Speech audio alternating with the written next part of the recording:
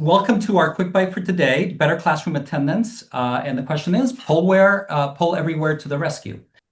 So on the agenda for today, I'll be talking about poll everywhere, what it is, what it does, etc. Christy will be covering integrating poll everywhere with Blackboard in the middle, and then we'll go back to what this actually looks like for in your classroom for actually doing the attendance. So with that said, Poll Everywhere, what is it? So Poll Everywhere is in a family of what's called in-classroom response systems. So it's a way of engaging with your students and getting feedback from them in real time.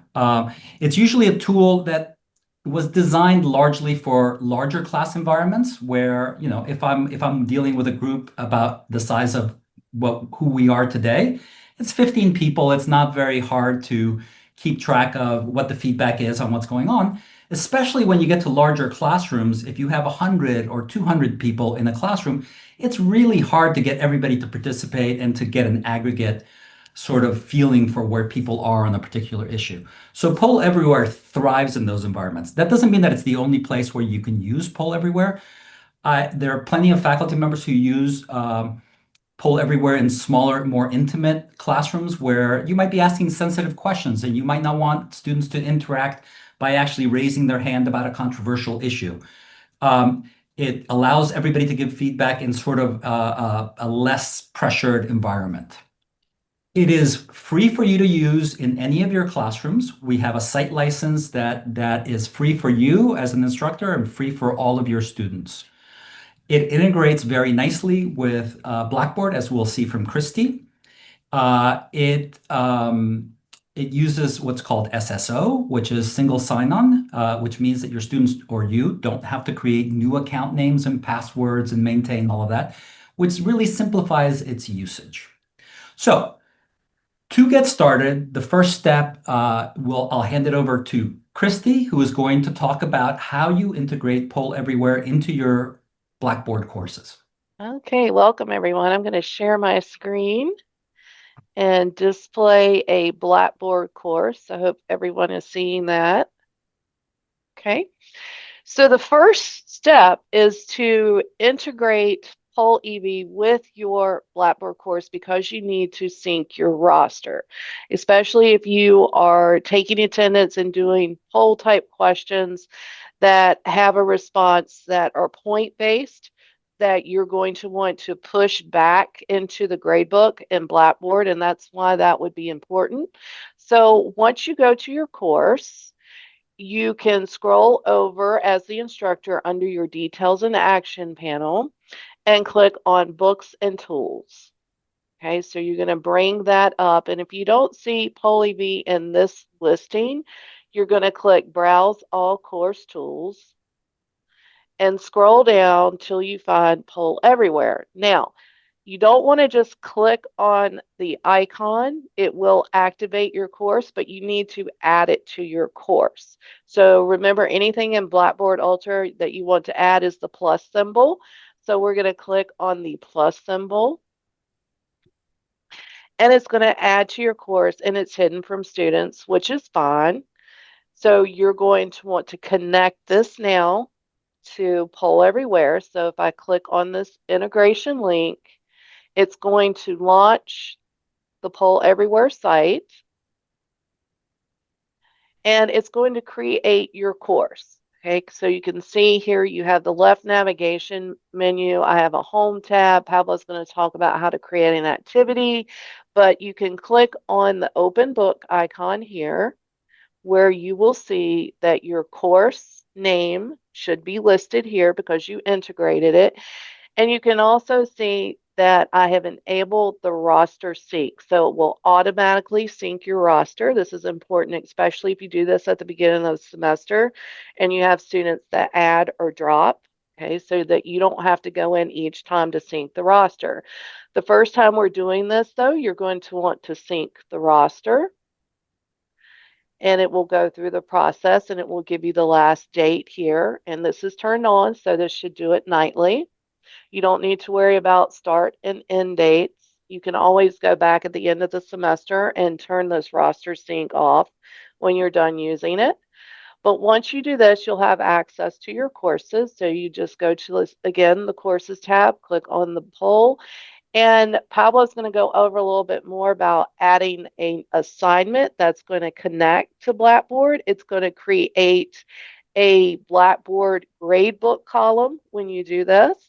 And when you add your activity, it's going to integrate back. So Pablo's going to show a little bit about the activity, how that's done. And then I'm going to come back and show you how we can sync that back to the gradebook in Blackboard.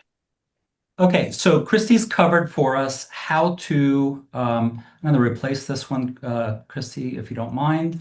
Um, Christy's covered, talked to us about how to integrate it into your Blackboard course. So you are now ready to start having activities that hopefully are going to be multi-purpose. They're going to allow you to engage with your students, and they're also going to allow you to take an attendance for that classroom session.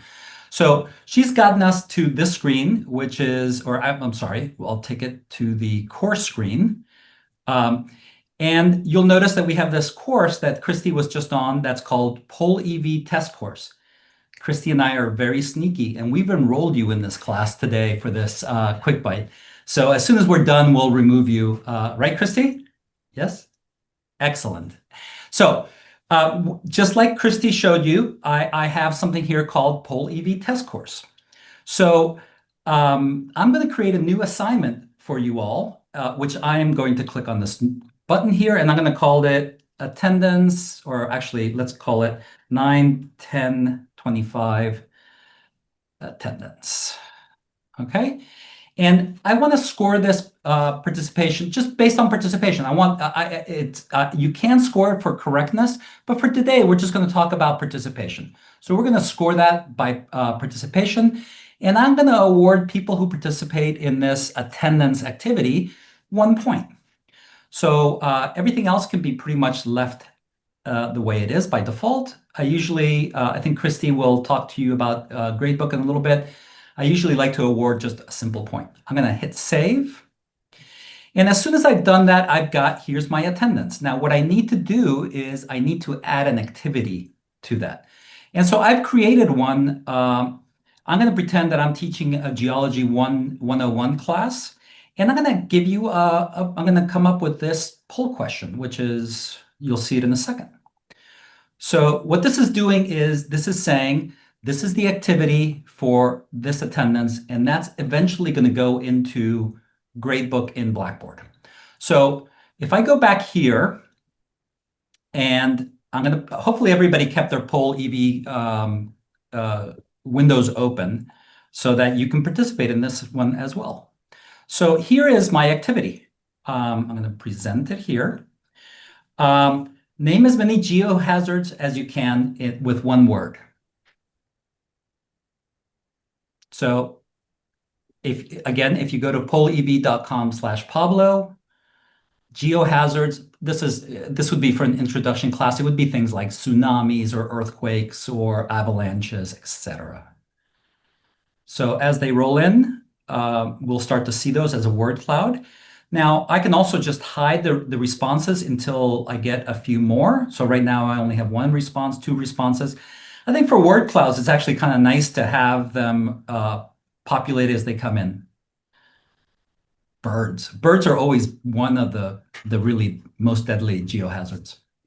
So each one of you, as you are participating, are going to have a participation grade, right?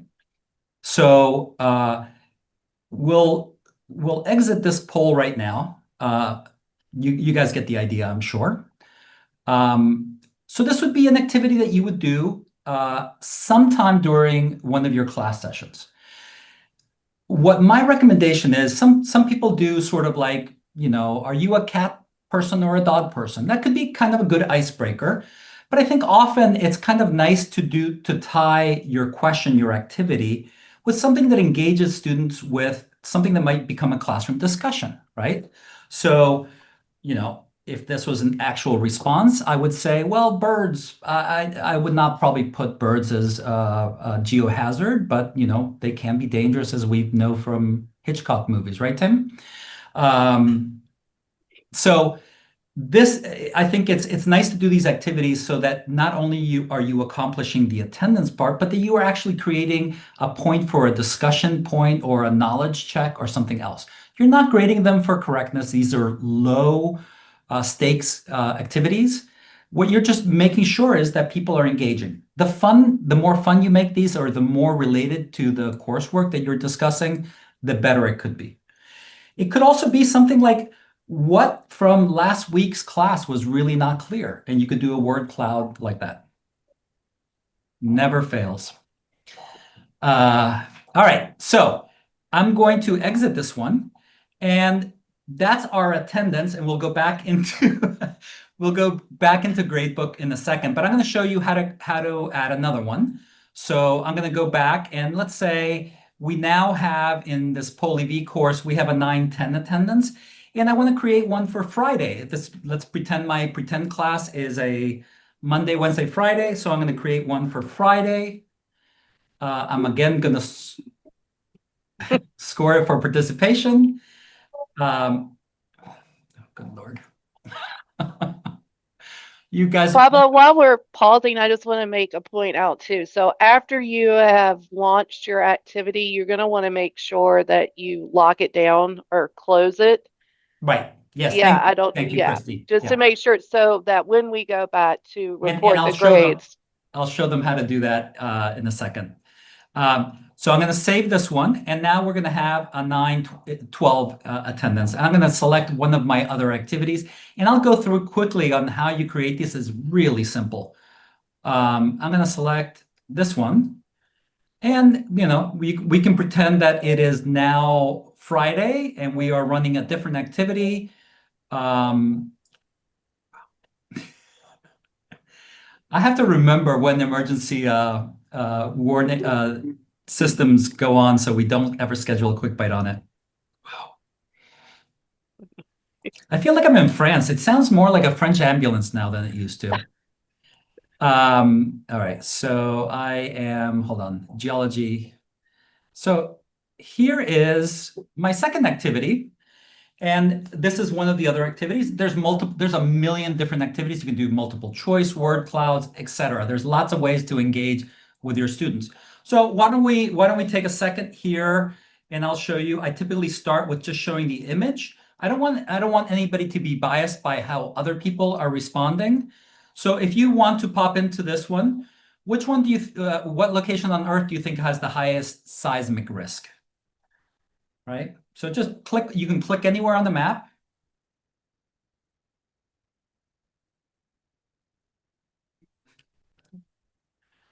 Wow. Okay. And, again, if you were doing this in a classroom with 80 people or 50 people, it's hard to track this. And this will allow you to get a feeling for where students are on their knowledge. So I'm going to now show the responses. And, we have the folks who think San Andreas Fault is a place of seismic risk. We have somebody who's sort of showing the Himalayan area, which is a good answer, Japan, but we have a couple of answers that are maybe not that high seismic risk.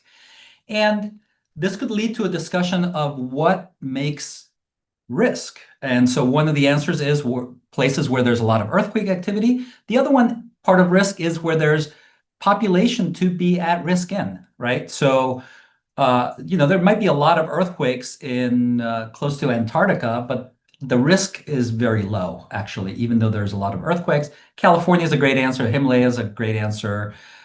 Japan is a very good answer, but it could turn into a classroom discussion.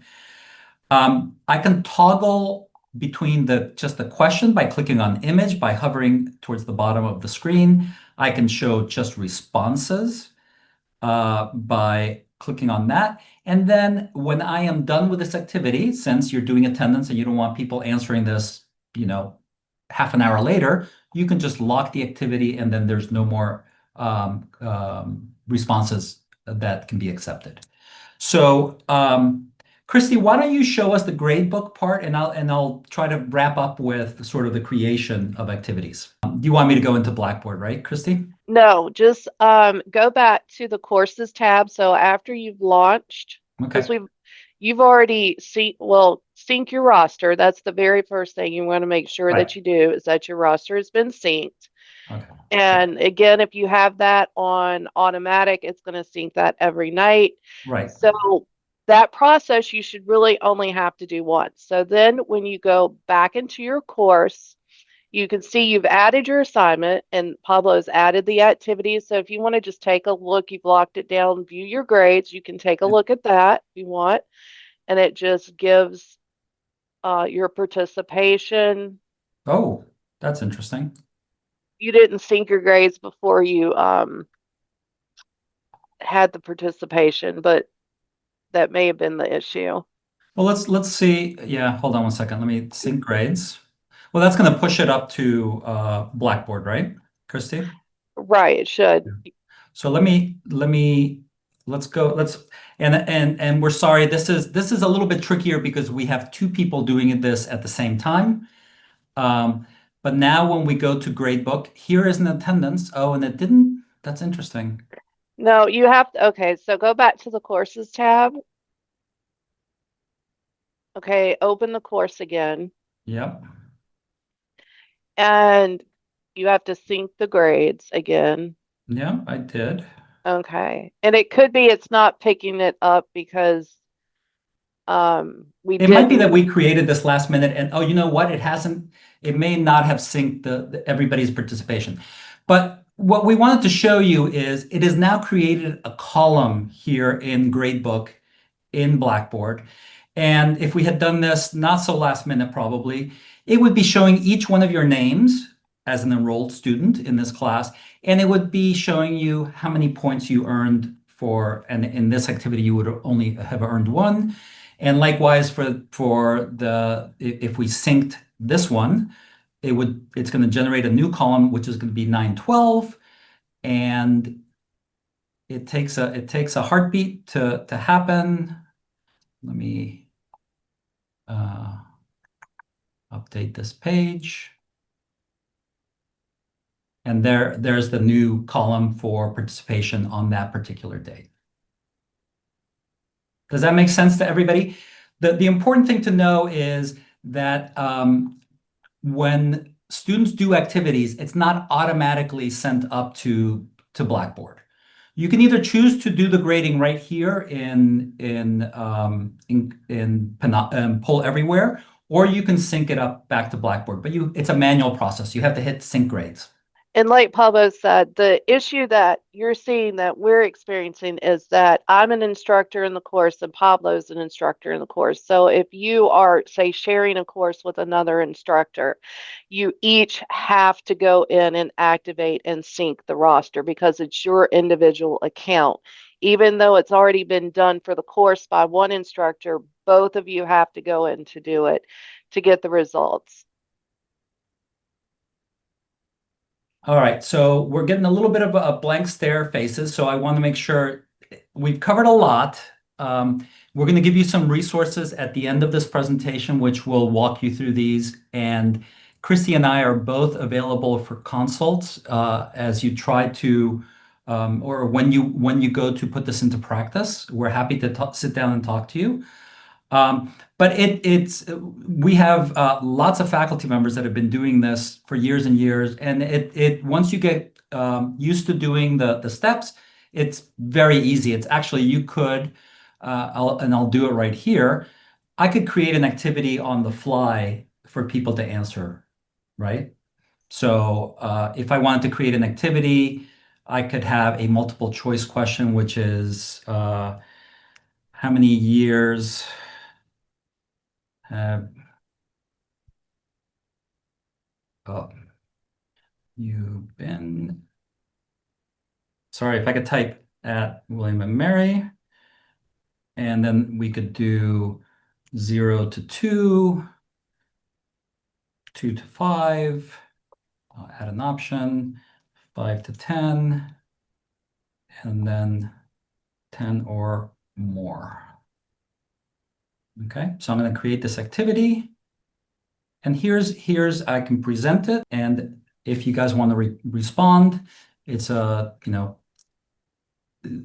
typically I recommend most people generate their activities beforehand, but If you want to respond to this one, it's something that you could generate on the fly. You could make it very easily, even as Christy pointed out when we were talking about this yesterday, you could make this activity the participation activity for a particular day as well. So once you get used to the interface, it's actually very quick to generate questions, to add it as an activity that's being graded for participation in your course. Now, uh, Poll Everywhere is not only an attendance tool. You can use it to just to engage with your students or to do knowledge checks. So there's lots of other use cases. You can use Poll Everywhere to do graded activities. You can use it to do anonymous activities. One of the things that's going to be important when you are creating activities is when I am in the Edit tab, as I am right now, here's my question, here's my possible answers in this multiple choice. One key thing to remember is there's a menu option here for audience restrictions and identity. And there's two options here. One is everyone can participate, no restrictions. And that's what I did today because we're not really in a class. And that's probably why they didn't pop in, Christie's, because they're not logged in. So we had this set to everyone. When you're doing this for a class, you want to restrict this to registered participants only. And what that does is if I just log in willy-nilly into Poll Everywhere and respond as Pablo, in Blackboard, Pablo is meaningless, right? As a student, I'm registered with my ID, PXYANE. So if I log into Poll Everywhere, and you probably had to log in for this one because I have it set to restrict to registered participants only. So for it to be a graded either for participation or graded for correctness, people have to be logged in with their William and Mary IDs. Otherwise, Blackboard has nothing. It can't really do anything with that information.